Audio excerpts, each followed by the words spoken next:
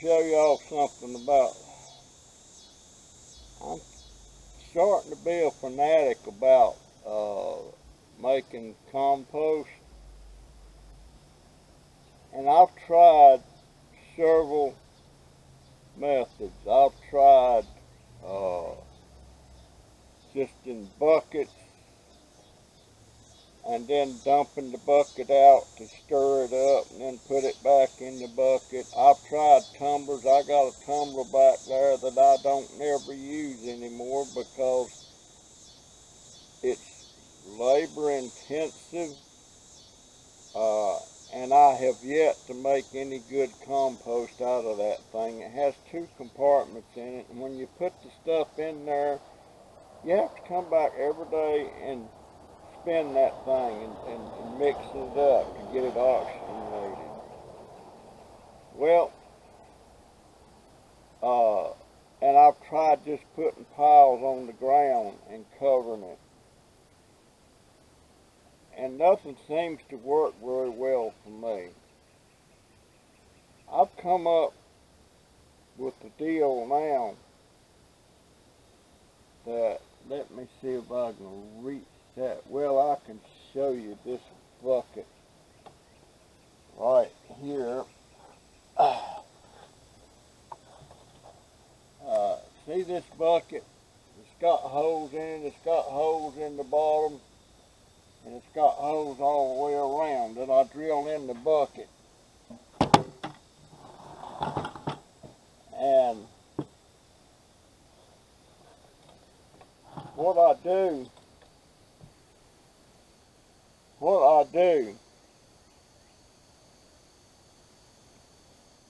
is I'll take an empty bucket like that, and I got the holes drilled in it, and I got a lid for it. And I fill it up with compost. Let me show you. I'm working on one now. There's one I'm working on now. And I'll fill this bucket up to the top. And then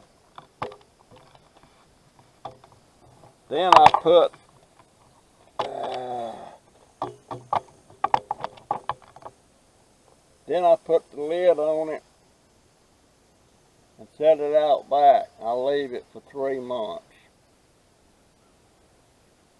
And what I get in 3 months, and what happens now, this bucket I just showed you, let me show you this one again. This bucket,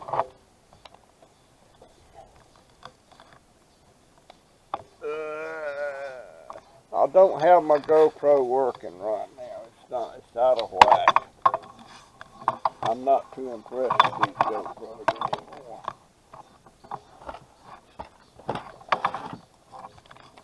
But anyway, see this bucket here? It's got some compost in the bottom. Now what happens when you leave this thing for 3 months full of the scraps, it decomposes and works its way down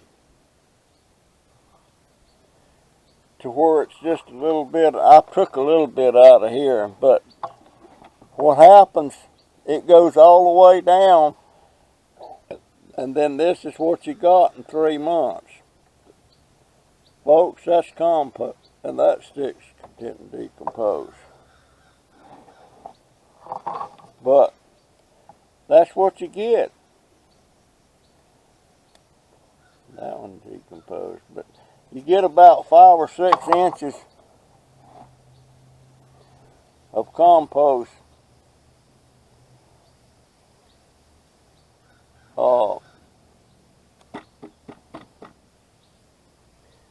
from that bucket full of scraps. And it's very simple to drill holes in this thing. I'm going to show you something here. Let me lay this down here. I'm going to drill a hole in this thing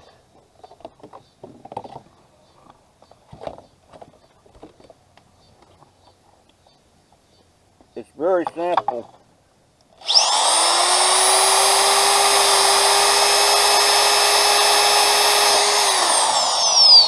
That's just a little hole, but that's how I drill the holes. Now, some people that make compost, they try to save compost tea. Me, I don't. I drill the holes in the bottom of this thing. And the reason being, when I set this thing on the ground out back for 3 months, the earthworms in the ground will come up into the bottom of this thing and start eating its way through that compost and making worm castings. And that's good for the compost. And plus, if you want to start a worm farm, that's a good cheap way to start one, is saving you worms out of there and making you a worm compost bin. But it's so dang simple. And this bucket here is almost full. I'm going to cut this up. That's a pineapple head. I'm going to cut that. Somebody says, oh, you can set that in the dirt and grow a pineapple. Well, I ain't never been able to do that. But I'm going to cut that up into small. The smaller the pieces are that you put in these buckets, works. It expedites it a little bit. And the reason for the holes in the side of the bucket, this is the genius of the thing. That lets air get to all layers of that compost, so you don't have to stir it, you don't have to mix it, you don't have to dump it out and mix it up and then put it back in the bucket. It keeps it, it aerates itself. So it just works like a super charm. I mean, it works, and it makes fantastic compost. Now, you don't put, that's a piece of plastic. That's a piece of plastic. But as you can see, that is good compost, and all that was vegetable scraps and stuff like that. You do not put any milk products, any meat products, or anything like that in your compost. It's got to be strictly vegetation. You can put grass clippings, whatever you want to put in there that's vegetation that can decompose. And this is what you get. And it sure beats going to Lowe's or Home Depot and buying you a bag of compost.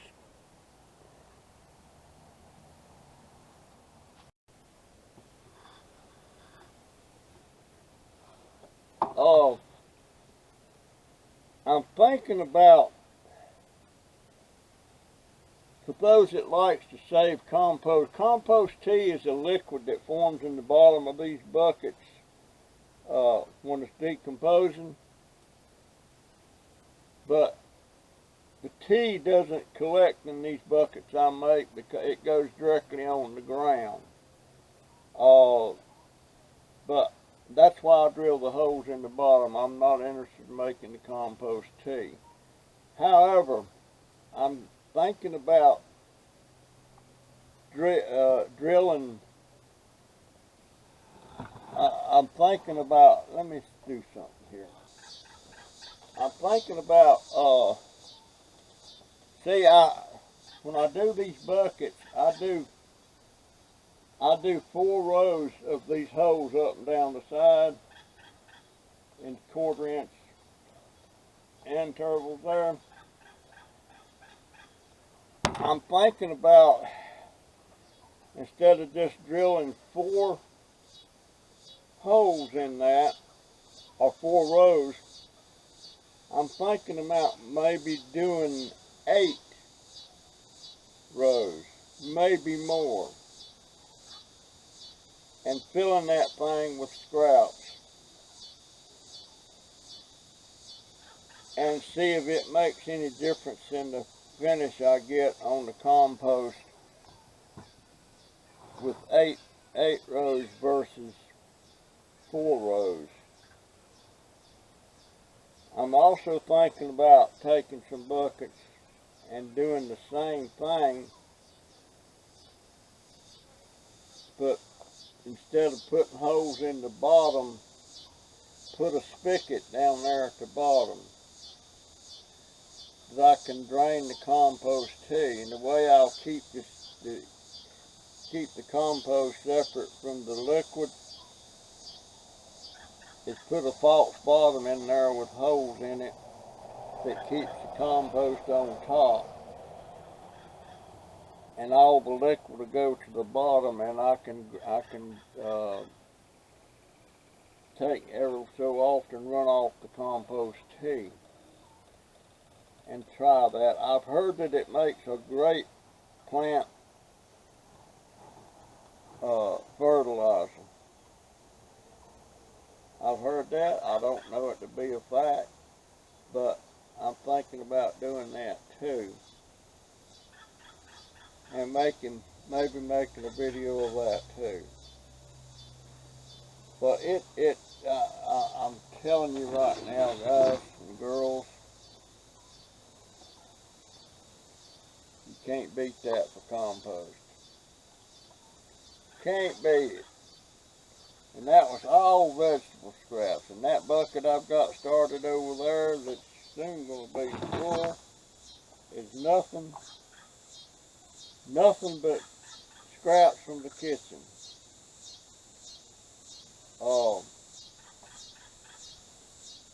I'm also thinking about, well, I'm thinking too much.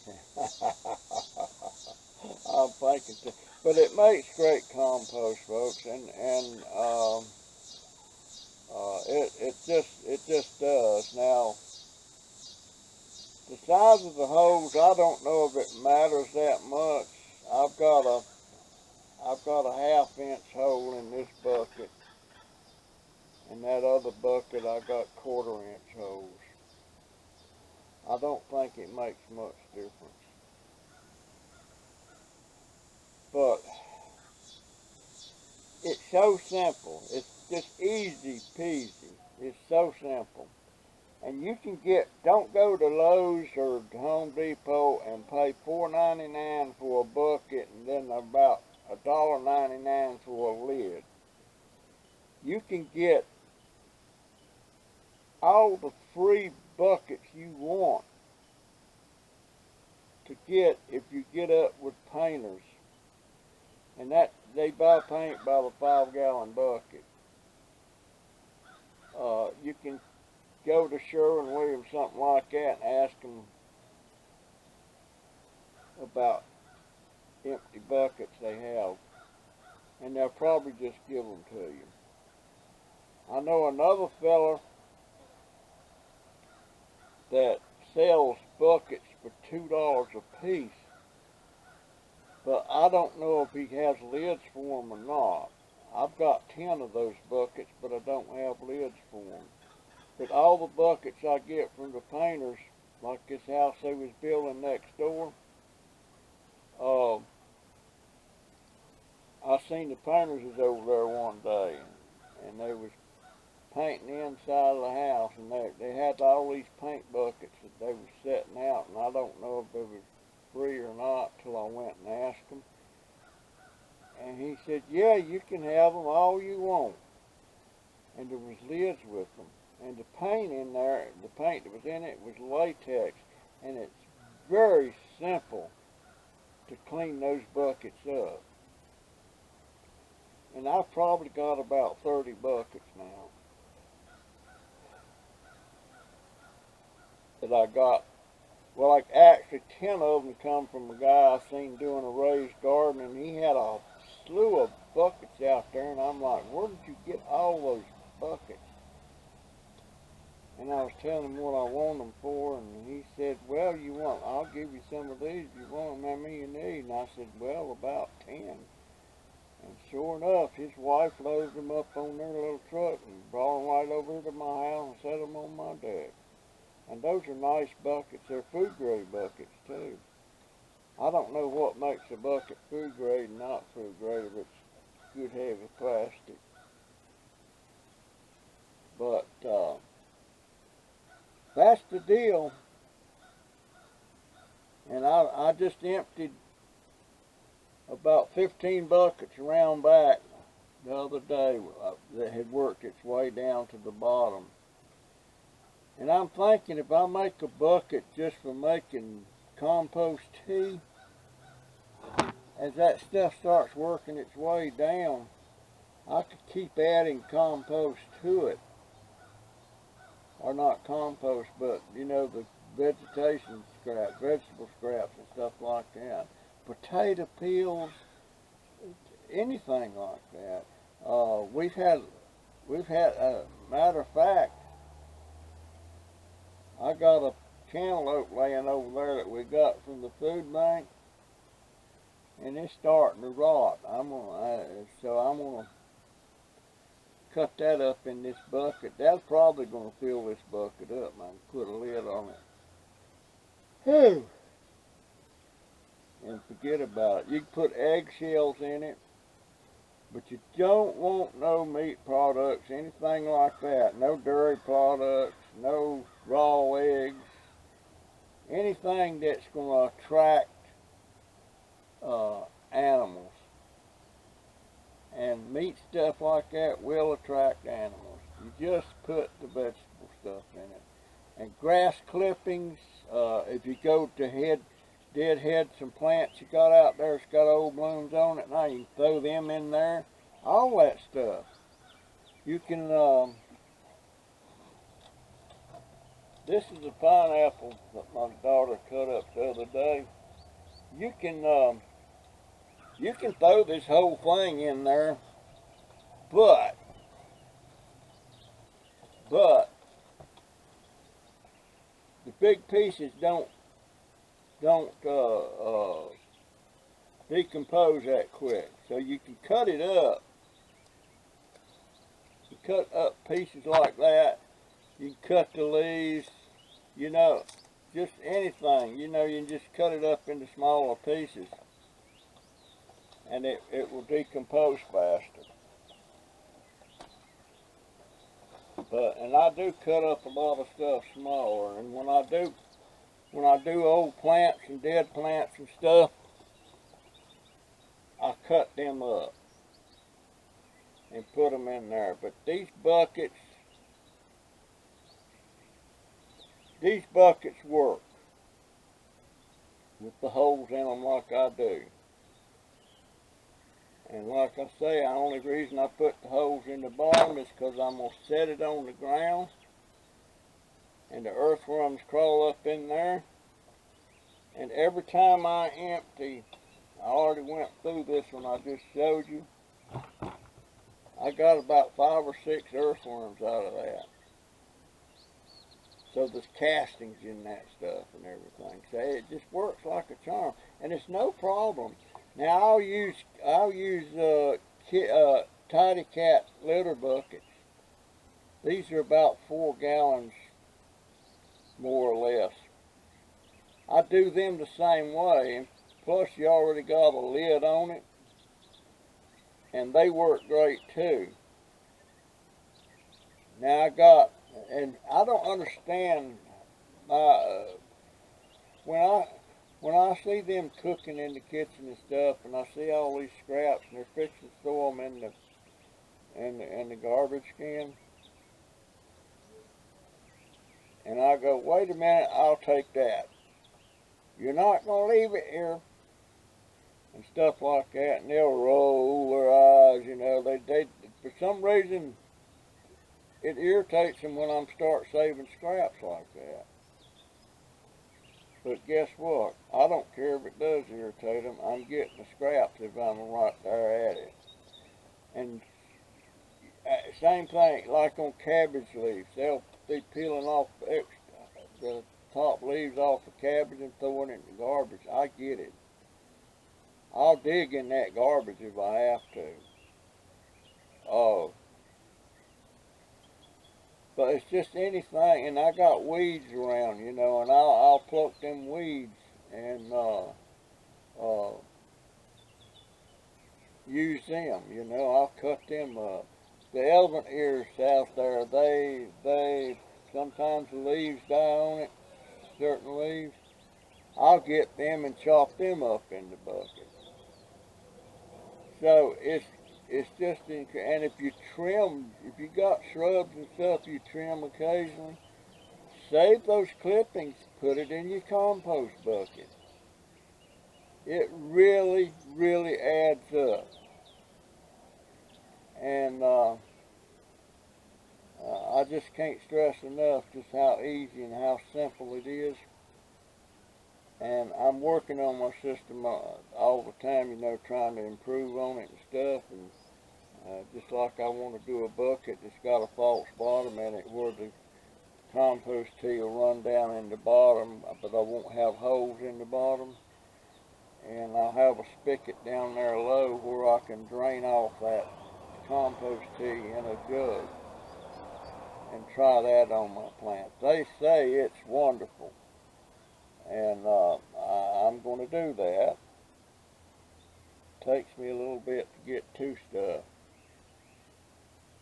But I'm just looking around now and I see several things right now that I've got to trim up, and was wanting to know about how those tumblers work. And I told her, in hindsight, I shouldn't have told her, been so negative about it, but I've tried them things, and for me it doesn't work. It's intensive labor. You got to go out there and fool with it every day and turn it, you know, and you have to turn it by hand. And right now I can't turn it by hand if I ever had anything in there.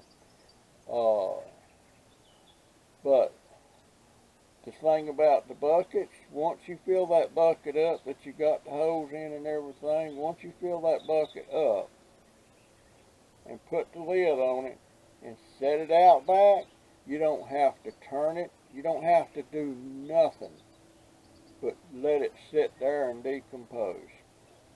That's all you have to do, and that's how you wound up with the suck compost I just showed you, and that is good stuff.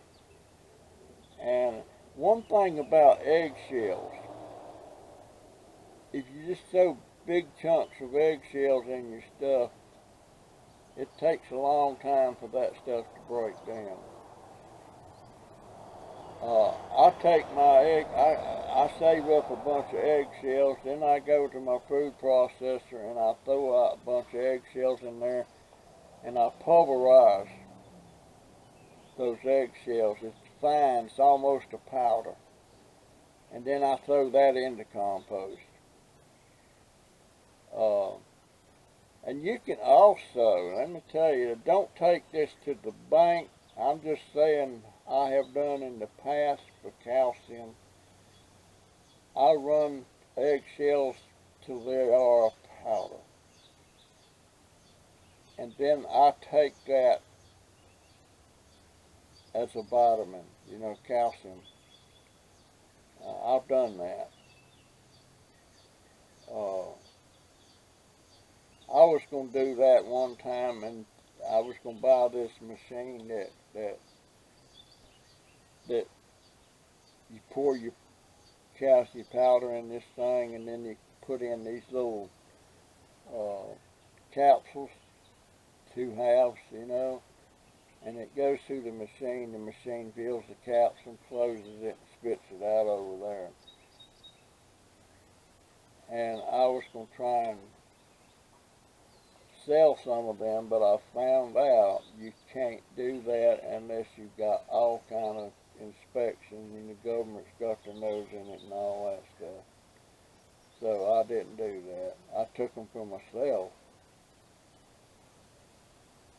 But it's just something I was thinking about. But I still save eggshells. I still save coffee grinds. You can even throw your coffee grinds into your composter if you want to. And I got a bunch of coffee grinds. But anyway, that's the skinny on my bucket system. That's just the way it is, and folks, I'm telling you, I can't. Did I just see a worm crawling in there? I thought I got them all out of there. What is that? Maybe I was getting that's a piece of plastic. Something you can put cardboard and paper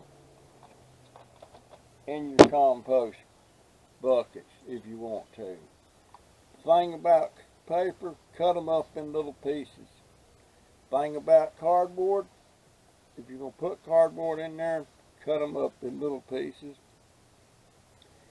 And be sure, if you're using cardboard like from cardboard boxes, you know, when they ship them things and stuff, they usually got this plastic cellophane-like tape on them. Don't put that in your compost. That's just going to give you a job to do as far as cleaning that out once it all composted down. Matter of fact, I pulled some out the other day, and I think let's see, is that? Hey, no, that's a piece of plastic. I'll put that over there. But you don't want to have to be cleaning that out. But anyway, I hope this gives you an idea about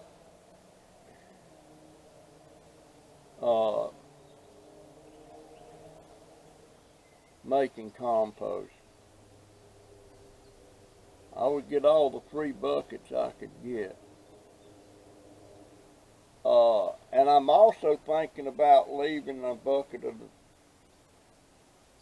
the veggies and stuff for 4 months and see if that makes it any more finished. As far as I'm concerned,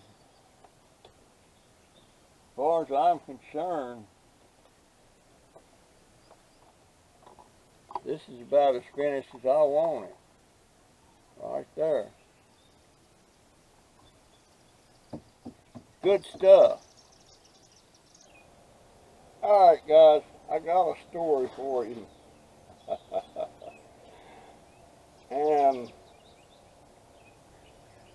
I guess it's going to show you just how dumb I was at 14. Oh, I had these cousins. You've heard me speak of the twins, Diane and Shirley Ann and Ray. Well, there was like 6 children in that family. But I was only close to Ray and Diane and Shirley Ann, the twins. And me and the twins was kissing cousins. Oh. Anyway, I don't remember how, I went up there with another aunt and uncle. They were visiting that family, and they were in Silver Springs, Maryland. And that was my first dose of blacks and whites living in the same neighborhood together. I was shocked to see black families right next door to them and stuff. But that's not what this story's about.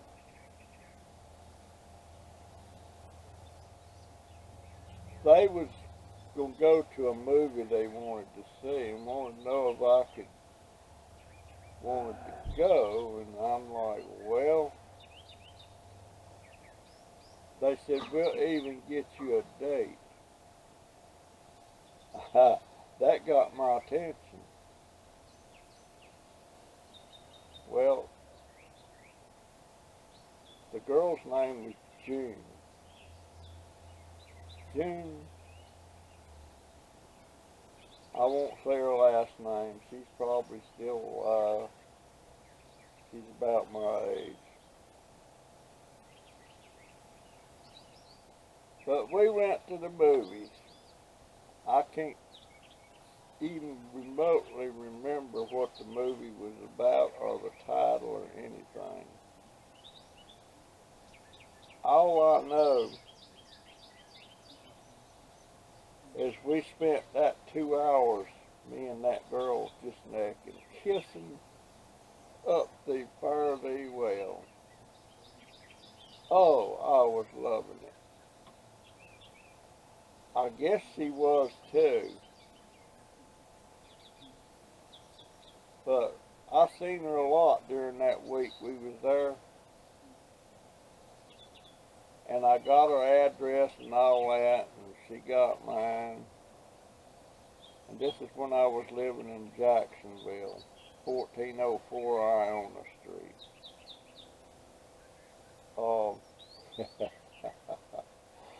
Anyway, we was writing back and forth, and we was trying to figure out how we could see each other again and everything.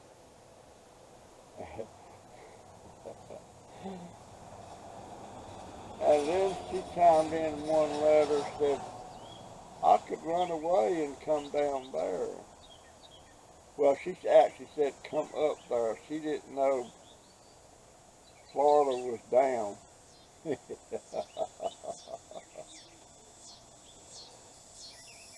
But she was going to hitchhike. That probably would have ended in a disaster.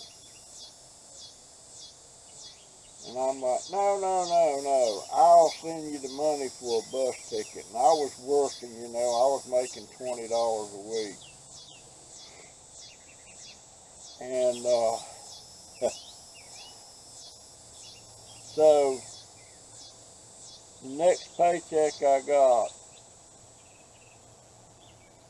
I sent her $18 and something, almost $20.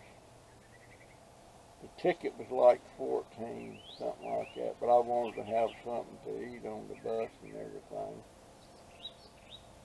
everything. And sure enough, you know, we didn't think a thing in the world about what she was going to do when she was going to got here and where she was going to stay and all that stuff. And she got a bus ticket and she had the date she was going. She knew when it was going to get here in Jacksonville. Well, I'm not in Jacksonville now. So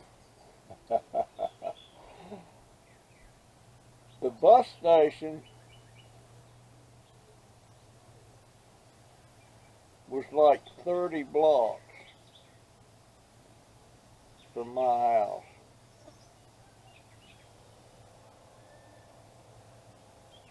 And I was riding my bike. There again, what are we going to do, you know? So, got there, and she was already there and standing there looking around like, what am I going to do? And so I didn't ride my bike back to the house. I just pushed it and I walked with her. We was going to my house. My stepdad was at work. My mama was at work. So we got to the house, and there was, let's see, there was me, Karen, Robert, Donna, and there was 5 of us kids there.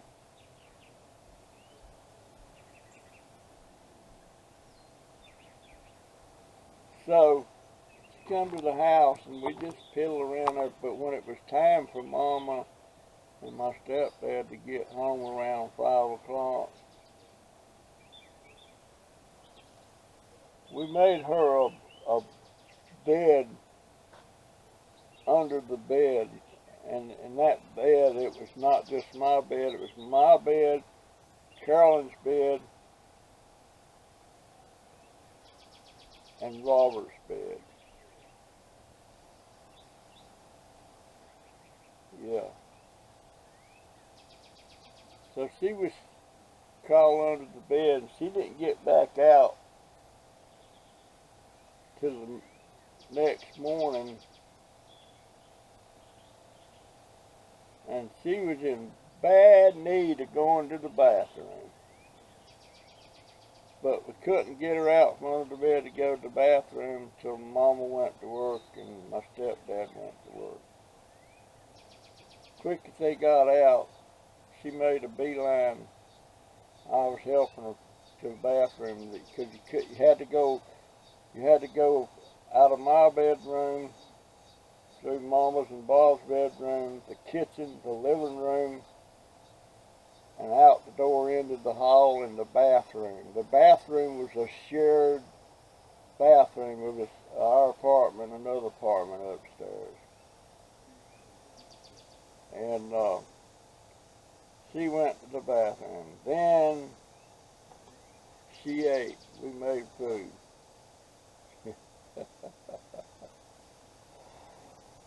And this went on, this was during the summer, and we was out having a good time, and I was getting all kind of hugs and kisses and all this stuff.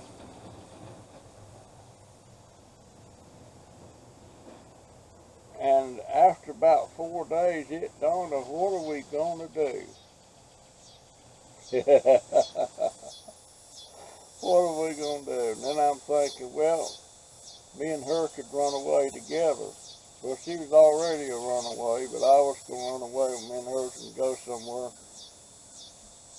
And I was going to get a job, and we was going to live together, and all. I mean, how stupid was that? We was 14. But we didn't have to wonder about that before too long.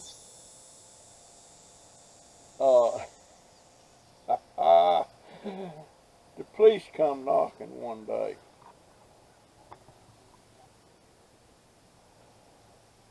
Looking for June. And she was standing right there. Well, I don't know where she's at. You know, I hadn't seen her and all that, and she's standing right there. And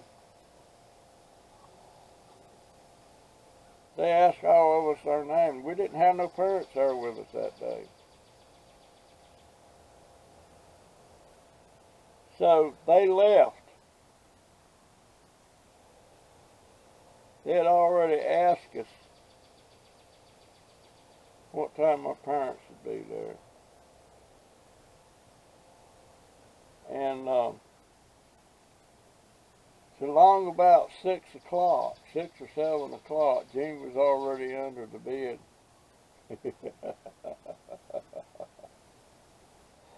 Jean was already under the bed, and the police come knocking about 6:30 or 7. And we're looking for a June blah blah blah, I'm not going to name her name. And Mama, we got enough kids, we don't have another kid here.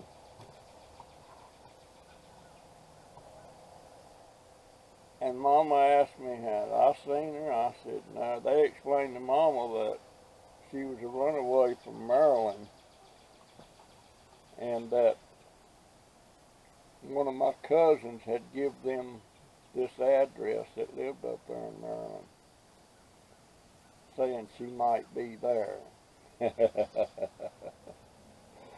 Well,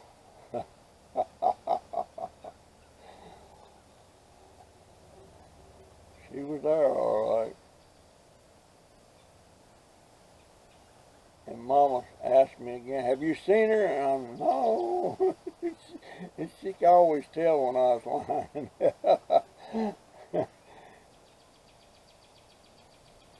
And my stepdad, Bob, if you know where she's at and you're not telling, you could go to jail. And all of a sudden, Robert was the oldest, R was the middle, and R blurted out, she's under the bed. Oh, the jig was up. The jig was up. I went in the bedroom and looked under there and reached under there and pulled her out from under the bed. And she was crying. Heck, I was crying. The jig was up. How long she been here? And we said about a week. How did she get here? On a bus.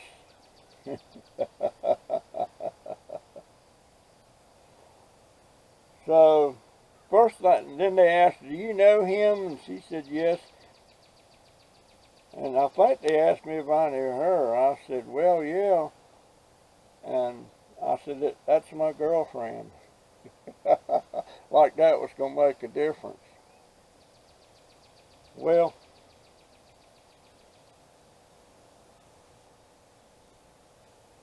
I didn't get no more kisses from them. I got a hug. And they hauled her off to juvenile detention somewhere there in town. And her sister, which was a lot older than her, she was in her 20s, she had drove down to get her. And she made a point to come over to our house for no other reason to chew me out and to tell me to stay away from her baby sister. And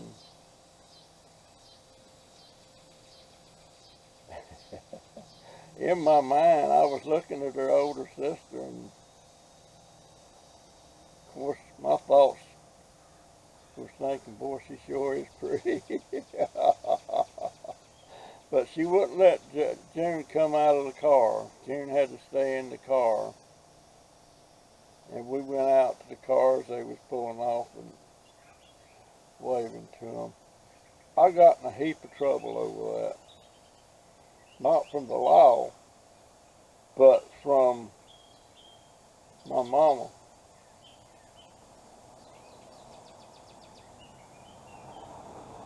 And my stepdad kept chiming in, did y'all have sex? And I said, no, if you did, you know she could get pregnant. And where would you be? And stuff like that. We didn't have sex. We didn't. We thought about it. But we was never alone. So maybe if we'd have been alone, maybe we would have pulled something off. I don't know. But I often wondered what happened to June. Never heard from her again, and if I sent mail after that, it come back, return to sender. She wasn't allowed to read my mail. I sure did like that girl for a little while.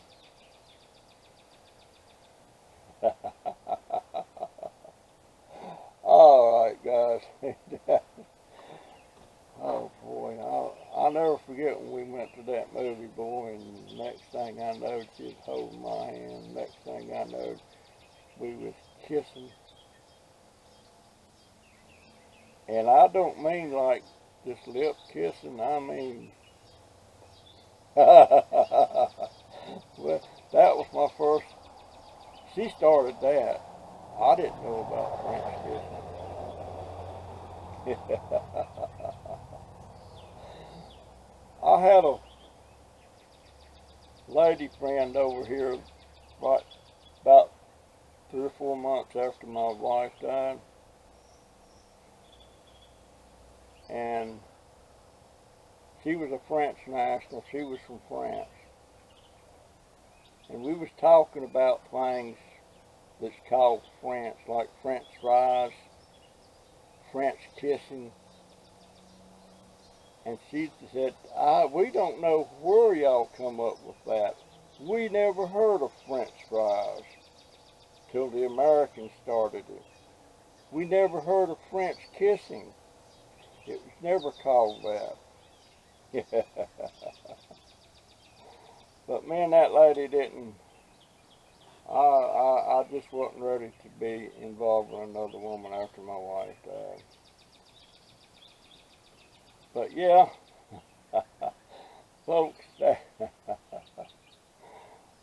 my story and I'm sticking to it. I'll see you in the next one. See ya. My hand's looking, it's still swollen. I can pull that finger down about like that. I can just barely touch my finger with my thumb. So I'm still healing. Anyway, see you dears and sirs. GoPro stop recording. Dang it, I keep forgetting I'm not using my GoPro right now. Dadgone it. Well, I'll say it anyway. GoPro, turn off. Now I'll reach up here and reach behind this camera.